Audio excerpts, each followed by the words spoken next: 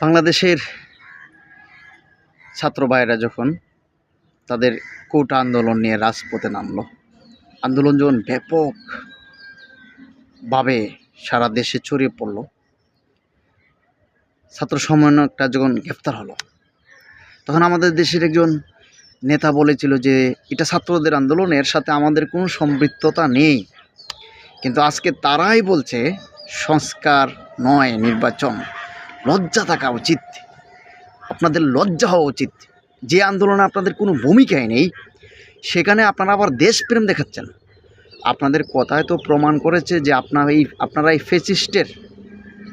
ফ্যাসিস্টের পক্ষে ছিলেন, এবং এমনও বহু প্রমাণ আছে যে আপনারা এই ফ্যাসিস্টরা দেশের যে সম্পদগুলা মেরে বিদেশে নিয়ে যায়, এগুলো আপনাদের বাসা বাড়িতে রাখেন। লজ্জা হওয়া উচিত। আপনাদেরও একই অবস্থা হবে। অপেক্ষা করুন, আর না হয়তো তওবা করুন। দেশের জনগণ যা চায়, আগামী প্রজন্ম যা চায়, তাদের সাথে আসুন।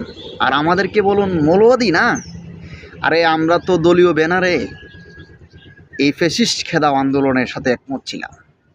আমরা দেশপ্রেমিক, এটা বারবার প্রমাণ হয়েছে।